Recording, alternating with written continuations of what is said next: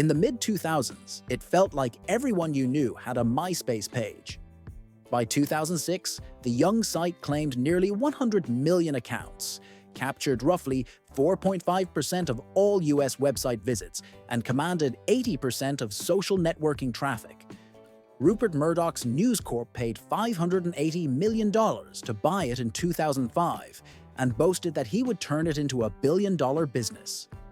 Yet just a few years later, the once unstoppable social network collapsed so completely that it sold for $35 million and faded into obscurity.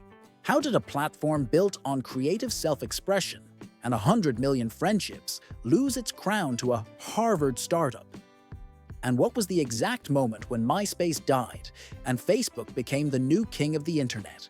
Today on Relic Rewinds, we'll relive the rise, peak, and fall of MySpace and uncover the lessons behind its dramatic downfall. Our story begins in August 2003. Inside the Beverly Hills offices of eUniverse, Chris DeWolf, Tom Anderson, and a small team observed the early buzz around Friendster and decided to build their own social networking platform. They called it MySpace, a place where anyone could create a profile, connect with friends, and, most importantly, design the page to reflect their personality. Unlike most sites at the time, MySpace let users paste custom HTML and CSS into their profiles. Teenagers tinkered with layouts and backgrounds, learned to embed images, and proudly selected a top 8 list of friends whose faces greeted visitors. You could even choose a song that automatically played when someone visited your page, giving every profile its own soundtrack. In an era before smartphones, this was a revolutionary level of digital self-expression. MySpace launched at the perfect moment. Broadband was expanding, and young people were eager to socialize online. Musicians flocked to the platform to share songs and connect with fans. Indie bands, like Arctic Monkeys and Fall Out Boy, built followings there. By July 2005, the site had about 22 million members, and its explosive growth drew attention from old media titans. News Corp swooped in and bought MySpace's parent company Intermix for $580 million, beating Viacom in a bidding war. Murdoch bragged that the network could reach 200 million user profiles and be worth $6 billion. That same year, the company signed a $900 million advertising deal with Google that guaranteed high revenue if MySpace could maintain enormous page view numbers. In hindsight, this deal would shape its fate. From 2005 to 2008, MySpace was the undisputed king of social networking. In July 2006, it surpassed Yahoo to become the most visited site in the United States, accounting for 4.46% of all internet visits. Among social networks, it commanded nearly 80% of visits, dwarfing Facebook's 7.5% and Zynga's 3.8% share. Analysts reported that the site attracted 45.7 million unique visitors in June 2006 and was adding 500,000 new members every week. Users spent hours customizing profiles, curating their top 8 friends, and debating which song best represented them. MySpace pages were messy, colorful, and personal, an early internet art form. The platform also became a launching pad for musicians. Artists could upload entire albums and interact directly with fans. The ability to stream music and share it through profiles turned MySpace into a virtual record store. Even established musicians like Rem used the site to premiere new albums. Advertisers lined up to reach the youthful audience, and News Corp proudly predicted that MySpace would generate $1 billion in revenue. For many teens and young adults, MySpace wasn't just a website. It was the place where you discovered new music, flirted with strangers, and learned your first lines of code. But as MySpace basked in its popularity, cracks began to show. The site's architecture struggled to handle rapid growth. Engineers complained they couldn't get servers into the building fast enough. To meet the guarantees of the Google ad deal, MySpace crammed pages with advertisements and forced users to click through multiple screens. This heavy monetization slowed load times and cluttered the experience. Meanwhile, a Harvard student named Mark Zuckerberg was focusing relentlessly on product design. In 2006, Facebook introduced the News feed, a feature that automatically displayed updates from friends, and opened its platform to outside developers in May 2007, spawning games like Farmville. MySpace took 18 months to copy these features, losing momentum and failing to innovate. By late 2007, MySpace executives noticed a troubling trend. In places like Canada and Britain, Facebook user numbers were jumping exponentially while MySpace's growth stalled. Still, the company remained optimistic.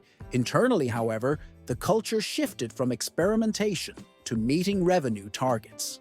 Former employees admitted they were incentivized to keep page views very high, even if it made the site harder to use. Engineers complained that building code on MySpace's Microsoft-based infrastructure took 10 to 15 times longer than on other platforms. The exact moment MySpace died came in mid-2009.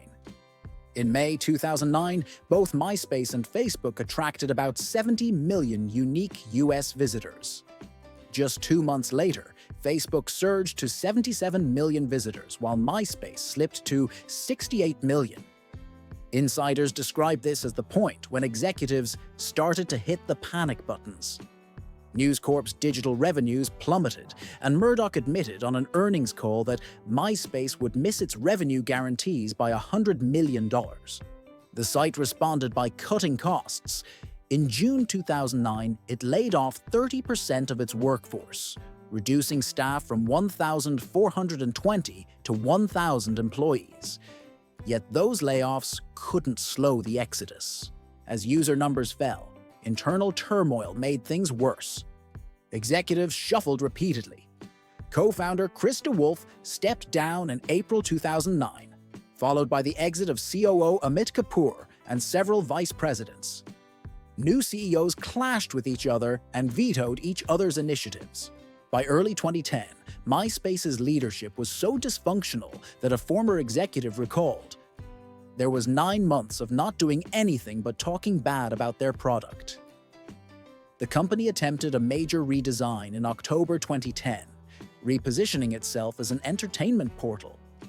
But just 4 months after the relaunch, MySpace's unique users had fallen 30% to 38 million, and its worldwide advertising revenue dropped 40% in 2010. It was bleeding traffic while Facebook grew into a global juggernaut.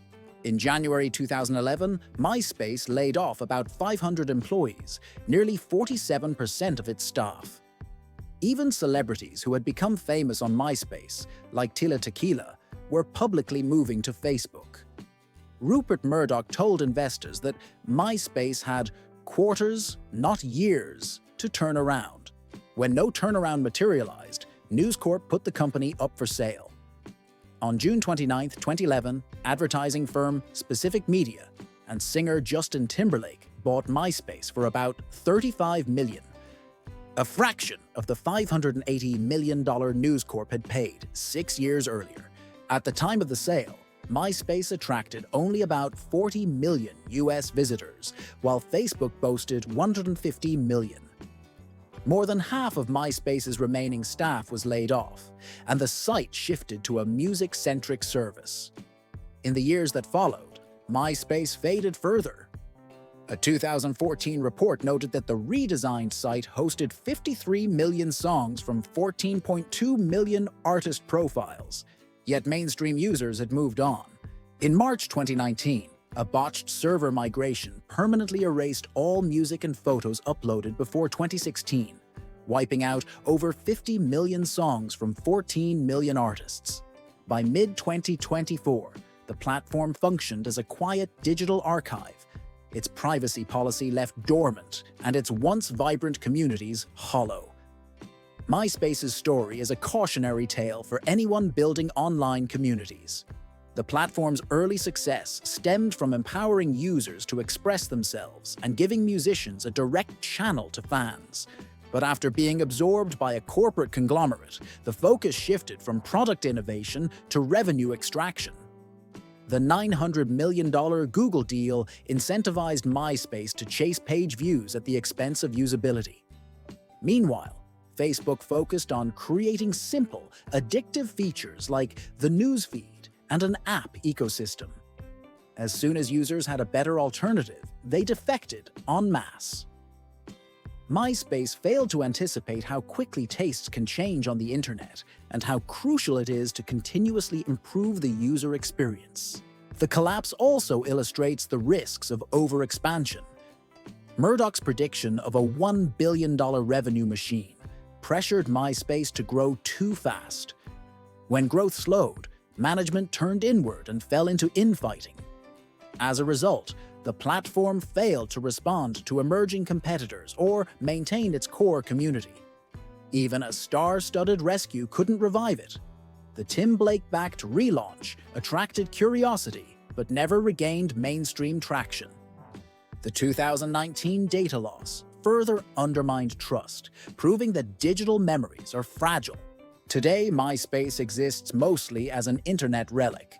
Some musicians still upload songs and a handful of users log in for nostalgia, but there are no new articles, and the site has been in read-only mode since 2022. The platform that once boasted tens of millions of daily visitors now receives only a few million visits a year, a ghost town preserved in amber. For those who grew up customizing pages, debating who deserved a spot in their top 8, and discovering new bands through auto-playing songs, MySpace holds a special place in digital history. As we look back, one question lingers. Could MySpace have survived if it had remained independent and focused on innovation, instead of short-term revenue? Or was its chaotic, customizable, messy charm destined to be eclipsed by Facebook's clean design and relentless expansion? Share your memories of MySpace in the comments below. Did you agonize over your top 8? Which song defined your profile? And don't forget to subscribe to Relic Rewinds for more deep dives into the forgotten brands, technologies, and online communities that shaped our lives.